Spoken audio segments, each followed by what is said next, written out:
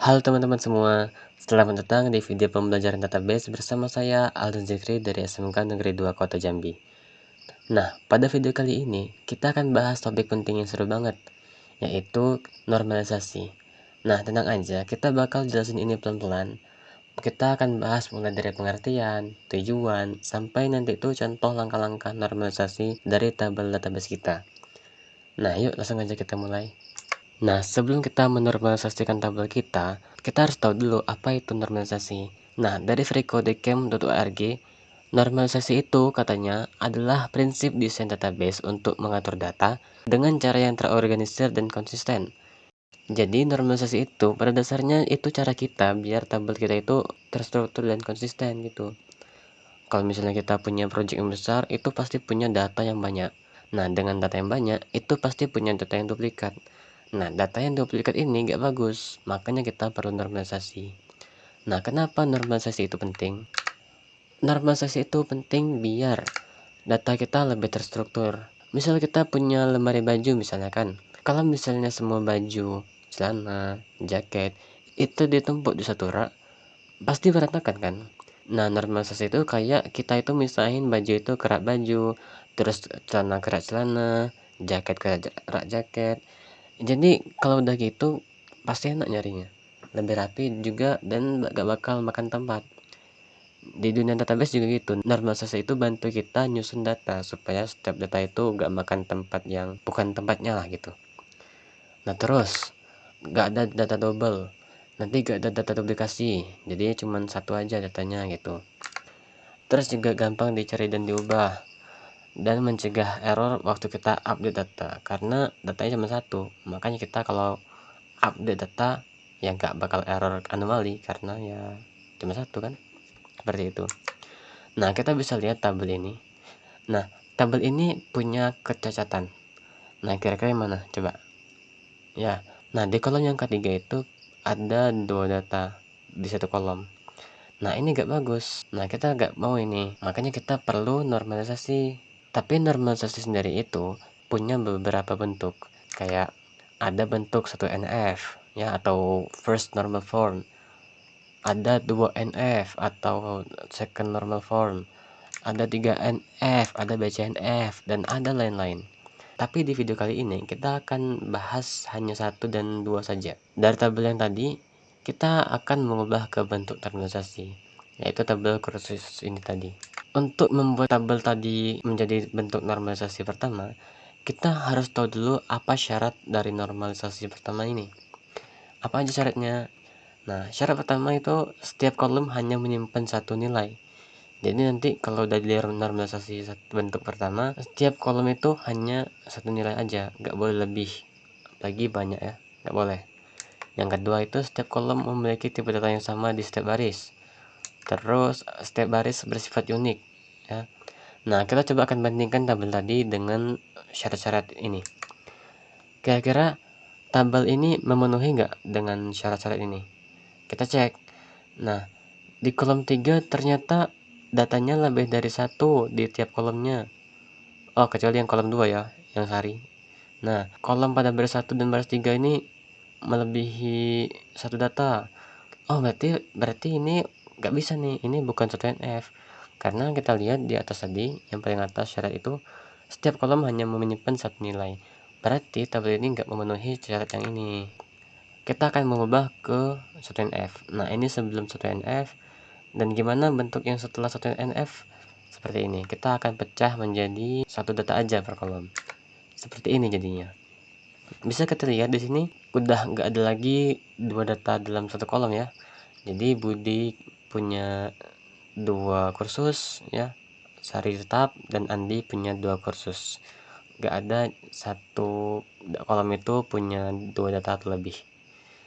Nah, ini udah bagus nih, ini sudah 1NF, maka ini kita bisa dikatakan telah melakukan normalisasi. Nah, tapi nggak sampai sini. Kalau kita lihat-lihat, ini punya kecacatan lagi. Coba kita misalnya kita mau update data Budi, misal nomor HP Budi berubah ya kan. Nah, kita nggak mungkin mengubah semua nomor HP Budi satu persatu seperti ini. Mungkin di sini oke lah kalau misalnya data cuma dua kan, mudah lah, nggak malas. Coba kalau misalnya kita punya data body ini 100 misalnya, 100 atau bahkan 1000, kan bakal capek tuh. Nah, maka ini nggak bagus. Kita perlu yang namanya itu second normal form atau bentuk normalisasi kedua. Nah, disinilah kita harus belajar bagaimana cara normalisasi bentuk kedua. Seperti itu. Nah, bagaimana sih untuk kita normalisasi bentuk kedua? Nah, untuk seperti itu, kita sama seperti sebelumnya, kita harus tahu syarat-syaratnya. Apa aja syaratnya? Yaitu pertama, sudah memenuhi kriteria 1NF, ya. Terus, setiap atribut atau kolomnya itu yang nggak punya kunci itu harus bergantung sepenuhnya pada kunci utama. Nah, nanti kalian bakal ngerti sendiri lah kalau lah melihat tabelnya. Nah, kita lihat tabel sini. Apakah tabel ini sudah memenuhi 1NF? Ya, sudah. Nah, tapi kira-kira tiap atribut ini udah bergantung belum pada kunci utama? Belum tentu, karena kita lihat di sini itu ada duplikat ya. Nah, kalau duplikat ini kan berarti predicatenya nggak berjalan nih, ya kan? Berarti ini nggak sesuai. Maka ini nggak memenuhi syarat dari 2NF. Nah, gimana caranya? Nah, kita bisa lihat pada slide ini data tabel sebelum 2NF. Nah, untuk kita mau 2NF, kita nggak boleh budenya ada dua gini, Andi ada dua, kita nggak boleh. Jadi kita pecah. Dan setelah 2NF seperti ini.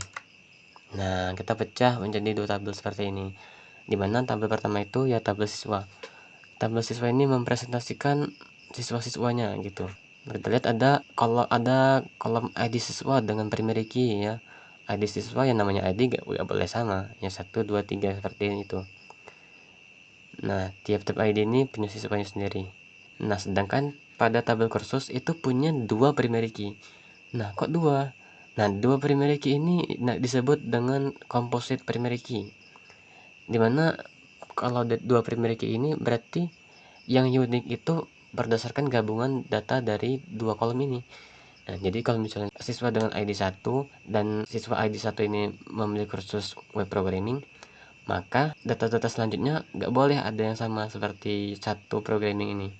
Karena ini termasuk primary key, seperti itu. Makanya ini bisa jadi solusi biar datanya itu nggak duplikat. Nah, kalau masih bingung kita akan coba diuraikan lagi ya. Nah, misal seperti yang sebelah kiri itu hanya ID siswa saja. Nah, kalau ID siswa saja kira-kira ini bener gak? Satu udah ada ID 1 tapi ada ID 1 lagi. Nah, ini nggak bisa seperti ini. Karena yang namanya primary key itu nggak boleh sama kan. Nah, sedangkan pada studi kasus kita bisa aja siswa dengan ID 1 itu memilih dua kursus. Seperti tabel ini mau ke web programming dengan Python. Nah, ini kan error jadinya karena primary kita harus unik ya. Nah, coba kita lihat yang tabel sebelah kanan. Kali ini kasusnya kursus yang primary key. Nah, di sini kita nggak bisa seperti ini karena kita lihat Python itu punya dua data yang sama ya. Nah, ini nggak boleh karena nggak unik jadinya. Ini nggak boleh. Tapi bisa aja nanti ada siswa dengan ID 1 itu mengambil kursus Python dan siswa dengan ID 2 itu mengambil kursus Python. Nah, ini kan harusnya bisa ya, cuman karena kita hanya menaruh satu primary key di kursus, ini nggak bisa karena nggak unik ya.